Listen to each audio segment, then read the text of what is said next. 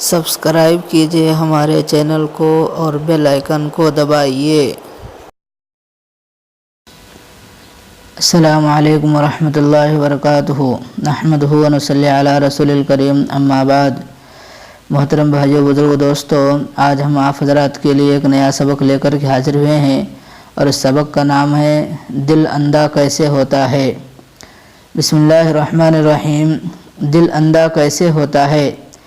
غفلت بھری زندگی گزارنے سے انسان کا دل اندھا ہو جاتا ہے، یعنی بالکل اندھا ہو جاتا ہے۔ ایسا اندھا ہوتا ہے کہ یہ نیکی اور بدی میں تمیز نہیں کر سکتا۔ جیسے ایک آدمی کی ظاہری بینائی نہ ہو، وہ آدمی دوست اور دشمن میں فرق نہیں کر سکتا، اندھیرے اور اجالے میں تمیز نہیں کر سکتا، پہچان نہیں سکتا کہ کون سی چیز نفع دینے والی ہے اور کون سی چیز نقصان دینے والی ہے۔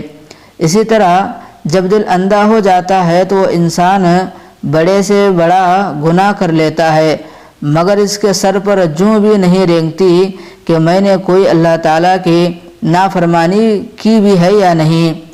اس کو نیک آدمی کی صحبت اچھی نہیں لگتی، برے آدمیوں کی صحبت اسے اچھی لگتی ہے۔ اب اسے دوست اور دشمن کی تمیز نہ رہی، اب اسے نیکی اور بدی میں تمیز نہ رہی، اب اسے اندھیرے اور اجالے کا فرق معلوم نہ ہوا، کیونکہ دل اندھا ہو چکا ہے۔ ایک قوم ایسی گزری، اس پوری قوم کو اللہ تعالیٰ نے کہا انہم کانوا قوما عمین، وہ اندھی قوم تھی۔ اس کا کیا مطلب ہے؟ کیا ظاہر سے نابینا تھی؟ جی نہیں۔ روایت میں کسی قوم کے بارے میں ایسا نہیں آتا کہ وہ سارے کے سارے اندھے ہوں۔ ہاں، ایک قوم ایسی گزری ہے جس نے اپنے نبی کے فرمان کو نہ مانا، نہ اس پر ایمان لائے۔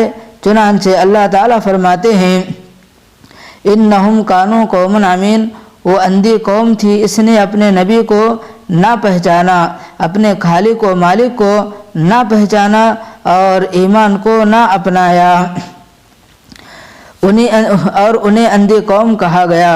قرآن پاک میں ارشاد باری تعالیٰ ہے اور جو اس دنیا میں اندھا رہا وہ آخرت میں بھی اندھا رہے گا۔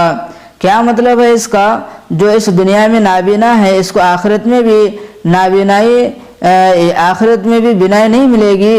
نہیں، اس کا یہ مطلب ہے کہ جو اس دنیا میں اللہ تعالیٰ کے حکم سے چشم پوشی کرتا ہے، یعنی اللہ تعالیٰ حکم کو نہیں مانتا، اللہ کے حکموں کو نظر انداز کرتا رہتا ہے، اس کے حکموں سے اندھا بنا رہتا ہے، اللہ تعالیٰ آخرت میں اس کی بینائی کو سلب فرمائیں گے۔ چنانچہ دوسری جگہ پر ارشاد فرمایا، جب اس کو نابینا کھڑا کیا گیا تو وہ یوں کہے گا قال رب لم حشرتنی اعمی وقد کنت بصیرا، اے اللہ مجھے اندھا کیوں کھڑا کیا گیا اور دنیا میں تو میں آنکھوں والا تھا۔ کہا جائے گا ایسا ہی ہے جیسے تیرے پاس ہماری آیتیں آئی تھی، تو نے ان کو بھلا دیا اور آج کے روز تمہیں بھی بھلا دیا گیا۔ معلوم یہ ہوا کہ جو انسان اپنے پروردگار کے فرمان کو نظر انداز کرے گا یا نہیں مانے گا اور اس سے اپنے آپ کو چرائے گا، یہ انسان آخرت میں بینائی سے یعنی دیکھنے سے محروم کر دیا جائے گا، یعنی اندھا اٹھایا جائے گا۔ ان لوگوں کے بارے میں جو اللہ کے راستے پر نہ چلے، نفس اور شیطان کا لقمہ بن گئے، اللہ تعالیٰ فرماتا ہے اے کاش ان کے دل ہوتے جو انہیں عقل سکھاتے، ان کے کان ہوتے جن سے وہ ہدایت کی باتوں کو سنتے، اور آنکھ تو اندھی نہیں ہوا کرتی، یہ تو سینوں کے اندر دل اندھے ہوا کرتے ہیں۔